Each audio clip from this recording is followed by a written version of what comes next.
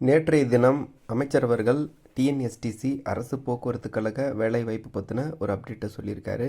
So புதிய பேருந்துகள் துவக்கத்தின் போது கொடியசைத்து துவக்கி வைத்தார். அதன் பிறகு இந்த டிஎன்எஸ்டிசி பணி நியமனங்கள் எப்பொழுது வழங்கப்படும், அதே மாதிரி இந்த டிசிசி மெத்தட் படி கண்டக்டர் தனியாகவும் டிரைவர் தனியாகவும் எடுக்காமல் ரெண்டும் சேர்த்து ஒன்றா எடுக்கிறீங்களே, இந்த கேள்விக்கெல்லாம் பதில் சொல்லியிருக்காரு. அந்த வீடியோவை நீங்கள் முதல்ல கேளுங்க, அப்புறம் நம்ம பேசலாம்.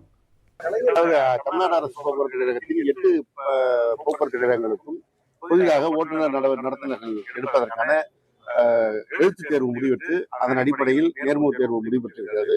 அந்த நேர்முக தேர்வில் பங்கேற்றவருடைய சர்டிபிகேட் வெரிஃபிகேஷன் மற்ற வெரிஃபிகேஷன் பணிகள் போய்கொண்டிருக்கிறது. முடிவுற்ற பிறகு அந்த நடைமுறை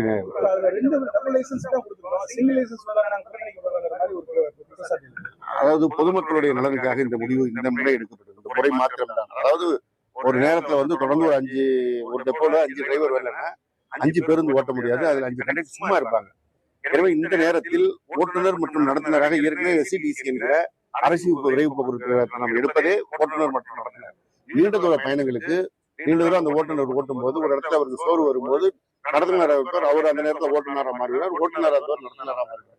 அதே நடைமுறையை இப்போது இங்கே பேருந்துகள் ஓடாமல் இருப்பதை தவிர்ப்பதற்கும், பேருந்து ஓடும்போது நிற்காமல் தவிர்ப்பதனால் நடத்துனருக்கு பணி இல்லாமல் போயிடும், இல்லைன்னா ஓட்டுநருக்கு பணி இல்லாமல் போயிடும், இல்லைன்னா மக்களுக்கு பேருந்து இல்லாமல் போயிடும்.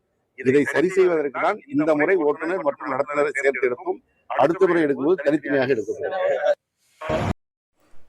அமைச்சர் பேசின இந்த ஆடியோவை கேட்டிருப்பீங்க. ஸோ அமைச்சர் ப்ரெஸ் மீட்டில் சொன்ன விஷயத்தை தான் நான் இப்போ டீட்டெயிலாக சொல்ல போகிறேன். அமைச்சர் அமைச்சர்கிட்ட ப்ரெஸ் மீட்டில் 2 விதமான கேள்விகள் கேட்கப்படுது. ஒன்று, இந்த பணி நியமனம் சம்மந்தப்பட்ட கேள்வி. இந்த பணி நியமனத்தை பொறுத்தவரை அதுக்கு உண்டான ப்ராசஸ் நடந்துட்டுருக்கு, அதுக்கு உண்டான வெரிஃபிகேஷன் ப்ராசஸ் நடந்துட்டுருக்கு, வெரிஃபிகேஷனுக்கு பிறகு இந்த அப்பாயின்மெண்ட்ஸ் பண்ணுவோம் அப்படின்ற விஷயத்த சொல்கிறாங்க. இவ்வளோ பணியிடங்களுக்கு நாங்கள் வெரிஃபிகேஷன் பண்ணிகிட்ருக்கோம், இவ்வளோ பேர் தேர்ந்தெடுக்க போகிறோம் அப்படின்ற விஷயத்தையும் சொன்னார். ஸோ அதனால் அப்பாயின்மெண்ட் ஆர்டர் எப்போ வரும் அப்படின்றதுக்கான ஒரு தெளிவான விளக்கம் இதில் அமைச்சர் சொல்லலை. அதே மாதிரி கூடிய விரைவில் அப்பாயின்மெண்ட் அப்படின்ற மாதிரியும் இதில் சொல்லலை. வெரிஃபிகேஷன் போயிட்டுருக்கு, வெரிஃபிகேஷன் ப்ராசஸ் நடந்துகிட்ருக்கு அப்படின்னு சொல்கிறாங்க. ஸோ நடந்துகிட்ருக்கு அப்படின்னு சொல்லும்போது கொஞ்சம் இப்போ உடனே 10 நாளில் வந்துடும், ஒரு மாதத்தில் வந்துடும் அப்படின்ற மாதிரியெல்லாம் நீங்கள் எதிர்பார்க்க வேண்டாம். ஸோ முக்கிய முடிவுகள் அப்படின்னு சொல்லிட்டு அஃபிஷியலாக அதிகாரப்பூர்வமாக அந்த வெப்சைட்டில் ரிலீஸ் பண்ணால் தான் உண்டு, அந்த செய்திகள் வந்தால் தான் உண்டு. இப்போதைக்கு ப்ராசஸ் நடக்குது அப்படின்னு சொல்லியிருக்காங்க. ஸோ ஒரு மாதம் 10 நாள் அப்படின்றது சாதாரணமாக டைம் எடுத்துக்கக்கூடிய விஷயம். இதுக்கு உடனே வந்துடும், 10 நாளில் வந்துடும் அப்படின்லாம் சொல்ல முடியாது. கொஞ்சம் டிலே ஆகும் போல தான் தெரியுது.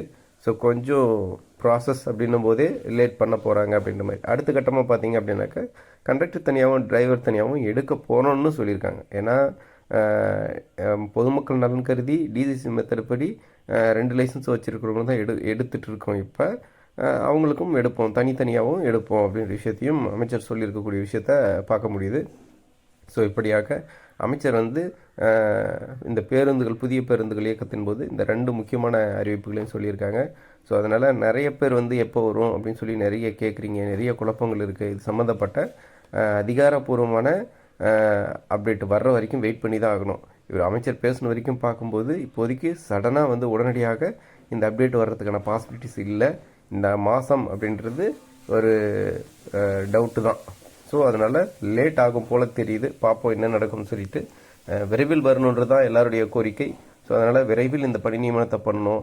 அதுபோக இருக்கக்கூடிய பணி நியமனத்துக்கு புதிய பணி நியமனத்திற்கான வேலையும் நடக்கணும் அப்படின்னு சொல்லி எதிர்பார்க்குறாங்க.